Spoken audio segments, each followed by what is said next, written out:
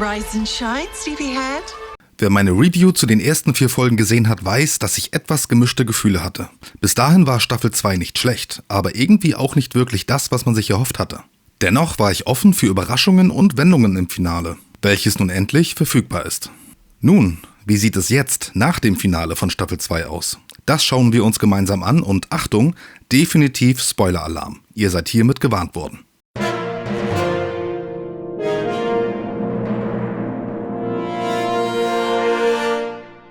Und damit willkommen zurück bei eurem Binger. Der zweite Teil von Wednesday Staffel 2 hat es definitiv in sich. Wir steigen genau nach dem Cliffhanger wieder ein. Wednesday liegt im Koma und bekommt Direktorin Weems als Geisterwegweiser zur Seite. Der Clou, so ein Geist setzt Verwandtschaft voraus. Bedeutet, Weems und Wednesday sind offenbar verwandt. Wednesday, I didn't think you were going to be back for a couple more days. What are you doing here? I've come to observe you in your natural habitat. Diese Idee bringt ordentlich frischen Wind in Wednesdays Mindset. Sie handelt reflektierter, aber bleibt dennoch gewohnt sarkastisch. Gleichzeitig bröckelt Tyler. Nach der Ermordung seiner Meisterin wird er zunehmend schwächer. Pugsley zieht mit seinem Vater auf Schlürfi-Suche, während Enid die Nachtschatten neu formiert. Alles, um Wednesdays riskanten Plan zu stützen. Sie will die neue Meisterin des Hyde werden. Am Ende von Folge 5 zündet der erste große Knaller. Enid verwandelt sich ohne Vollmond. Laut Capri das Symptom eines Alpha. Klingt cool, ist aber unter Werwölfen eher negativ, weil Alphas als Einzelgänger gelten. Das drückt zusätzlich auf die Freundschaft zwischen Enid und Wednesday, die schon konstant auf dem Prüfstand steht. Schönes Charakterdrama, das die Action emotional erdet.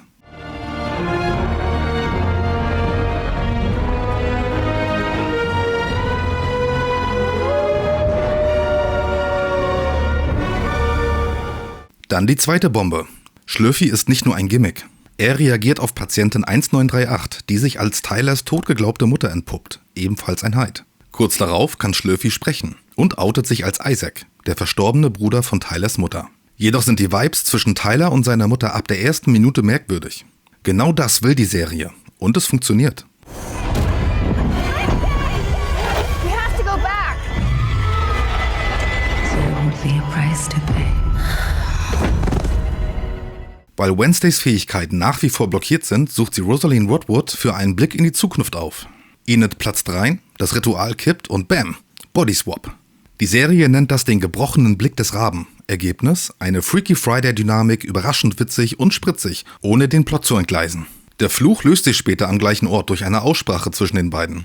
Funktional, aber etwas ideenlos inszeniert, wenn ihr mich fragt. Wir bekommen sogar noch eine weitere Storyline spendiert.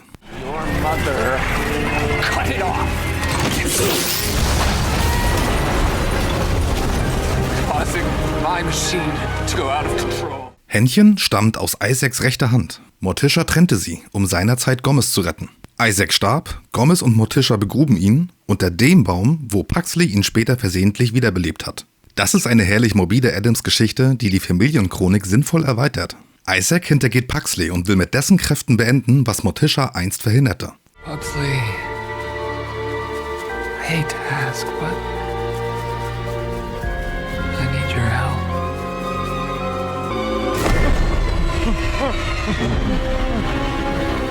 Wednesdays Plan mit Händchen scheitert. Tyler fängt Händchen, Isaac vereint Körper und Hand und Wednesday wird lebendig begraben. Agnes sieht alles mit an und holt Enid. Diese entscheidet sich bewusst zur Verwandlung und befreit Wednesday, opfert aber dadurch ihre menschliche Gestalt. Diese muss nun scheinbar dadurch permanent als Werwolf leben. I'm not strong enough like this. You won't be able to turn back. You're an alpha. I can't let her die. Emotional stark, aber Moment, warum hat Agnes Wednesday nicht selbst ausgegraben? Immerhin opfert sie hier wertvolle Zeit, um extra Enid zu holen. Das ist eine Logikstufe, über die, denke ich mal, jeder stolpern wird. Auch wenn wir dadurch bereits einen Cliffhanger für eine eventuelle Staffel 3 bekommen, da ja Wednesday Enid versprochen hat, sie zu finden, falls sie sich permanent verwandelt. Ich bleibe trotzdem dabei. In dieser Szene hatte die Logik gerade Urlaub. Bianca wird immer noch vom neuen Direktor erpresst. Das mündet in einem stilvollen Gala-Finale, visuell stark, insgesamt aber für mich zu weit weg vom roten Faden der Hauptstory. Dramaturgisch wirkt es wie ein Sprungbrett, um Wednesdays Großmutter einzuführen. Und die liefert den nächsten Cliffhanger am Ende der Staffel. Ophelia, Wednesdays Tante, lebt und wird von der Großmutter im Keller versteckt gefangen gehalten. Die Angel wurde hier auf jeden Fall schon mal ausgeworfen für Staffel 3. Ophelia, Im Finale klärt sich Isaacs Ziel. Es ging nie um seine Schwester, sondern um Tyler. Er will sein Versprechen ihr gegenüber erfüllen und schnallt Tyler unter die Maschine. Wednesday befreit ihn, Tyler geht auf Isaac und seine Mutter los, Hyde gegen Hyde und am Ende stürzt Tylers Mutter tragisch in den Tod.